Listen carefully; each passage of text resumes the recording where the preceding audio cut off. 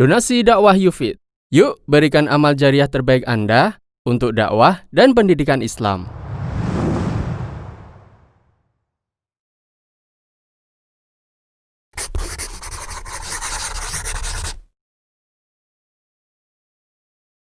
Bismillahirrahmanirrahim. Assalamualaikum warahmatullahi wabarakatuh. Innal hamdalillah wassalatu wassalamu ala Rasulillah wa ala alihi wa ashabihi wa mawalah wa la haula wa la quwata illa billah amma ba'du. Para pemirsa, insyaallah kita kembali melanjutkan pembahasan kita dari kitab Lum'atul I'tiqad. Kita masuk pada pembahasan beberapa ayat-ayat yang menjelaskan tentang sifat-sifat Allah Subhanahu wa taala. Kita masuk pada pembahasan yaitu al-yad, yaitu tangan bagi Allah Subhanahu wa taala.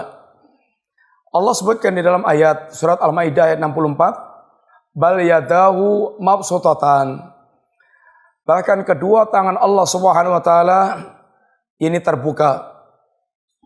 Ayat ini adalah bantahan Allah Subhanahu wa taala terhadap ucapan lancang seorang atau orang Yahudi yang mengatakan bahwa yadullah makhlulah. Tangan Allah itu adalah terbelenggu alias Allah bakhil. Ini adalah kelancangan Yahudi. Dan Yahudi kalau dengan Allah saja berani lancang, apalagi dengan para makhluk. Yadullah, tangan Allah Subhanahu wa taala, Allah menyebutkan di dalam beberapa ayatnya tangan Allah dengan ungkapan mufrad, mutsana, jamak. Tunggal, dua, dan jamak, yaitu banyak. Yang tunggal contoh, lima khalaqtu biyadayya, apa yang aku ciptakan dengan tanganku.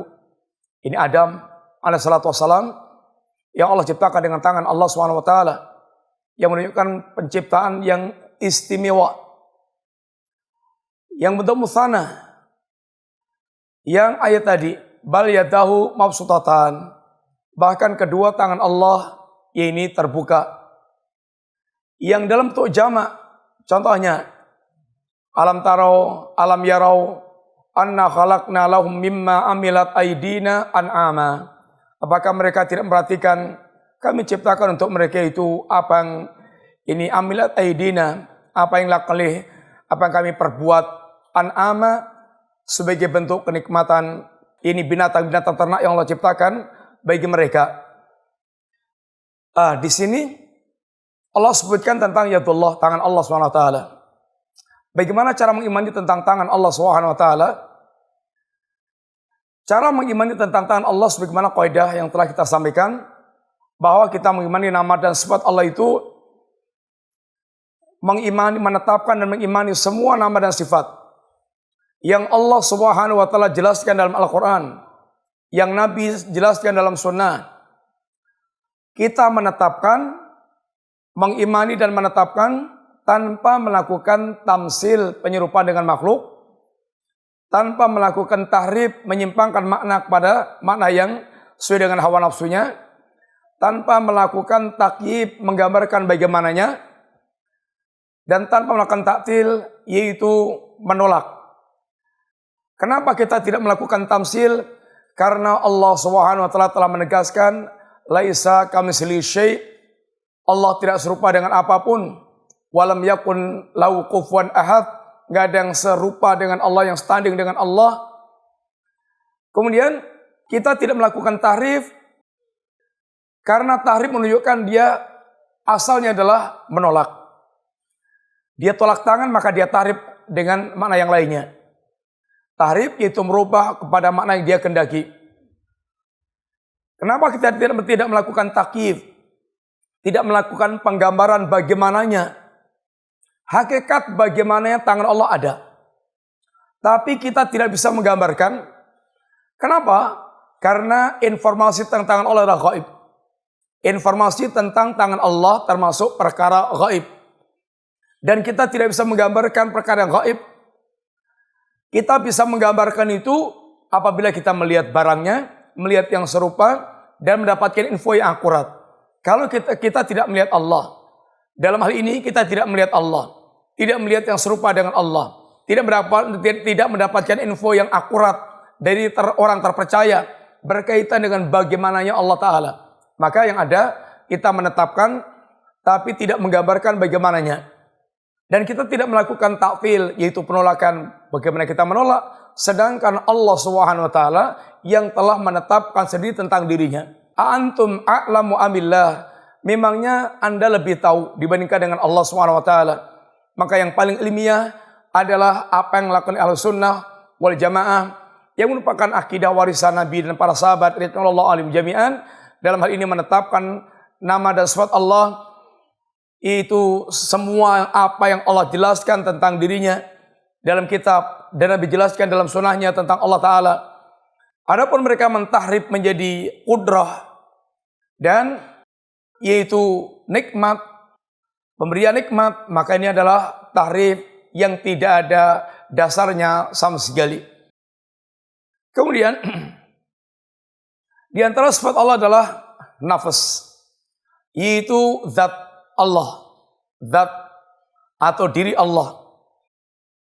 Dalam ayat Allah katakan ta'lamu ma fi nafsi wa la a'lamu ma fi nafsik, berkaitan tentang Nabiullah Isa alaihissalatu wassalam, ketika Allah Subhanahu wa taala tanya kepada Nabiullah Isa, "Ya Isa, wa Isa, a anta qulta linnas?"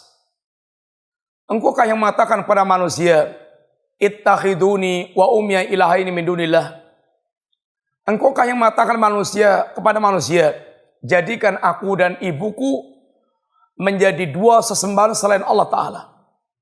Kata Nabiullah Isa, "Subhanak, maksud engkau ya Allah, maksud engkau ya Allah, dari mengucapkan kalimat yang tidak layak, yang tidak layak aku mengucapkan kalimat tersebut." Lalu diantaranya kata Nabiullah Isa, "Ta'lamu ma fi nafsi wala a'lamu ma fi nafsik." Engkau mengetahui apa yang ada dalam diriku karena Allah tahu segala-galanya, sedangkan aku tidak mengetahui apa yang ada dalam dirimu. Nafs yaitu zat.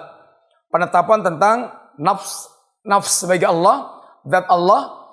Dan sekali lagi kaidahnya, kita mengimani tanpa melakukan yaitu tamsil, penyerupa dengan makhluk, tanpa melakukan tahrif, menyimpangkan pada makna yang tidak dikehendaki, tanpa melakukan takyif, yaitu menggambarkan bagaimananya, tanpa melakukan ta'til, tanpa melakukan penolakan. Kita mengimani seperti yang Allah telah infokan, yaliku bijalalih, sesuai dengan keagungan Allah Subhanahu wa taala. Kemudian kaifiatnya kita serahkan kepada Allah Subhanahu wa taala. Kemudian di antara sifat Allah Subhanahu wa taala pula adalah maji. Allah datang. Wa jaa rabbuka, dan datang Rabbmu. Hal yang duruna illa ayatihumullah, tidaklah yang mereka tunggu-tunggu kecuali adalah kedatangan Allah, yaitu kedatangan Allah untuk memutuskan perkara di antara mereka. Ini berkaitan dengan suasana yaumul qiyamah. Kedatangan Allah kita tetapkan, kita wajib tetapkan, yaliku bijalali, sesuai dengan keagungan Allah Subhanahu wa taala, tanpa menyerupakan dengan makhluk, tanpa merubah kepada makna yang lainnya, tanpa menggambarkan bagaimananya, tanpa melakukan penolakan. Begitu seterusnya berkaitan dengan yaitu nama dan sifat Allah Subhanahu wa taala. Insyaallah kita lanjutkan bahasa kita pada ayat-ayat berikutnya yang dibawakan berkaitan dengan yaitu ayat-ayat sifat yang kita punya kewajiban mengimani sifat-sifat Allah Subhanahu wa taala sebagaimana mengimani Allah secara keseluruhan dan mengimani sifat Allah bagian daripada iman kepada Allah Subhanahu wa taala. Semoga manfaat. Insyaallah kita lanjutkan berikutnya. Wassallallahu ala nabiyyina Muhammadin wa ala alihi wasallam. Assalamualaikum warahmatullahi wabarakatuh.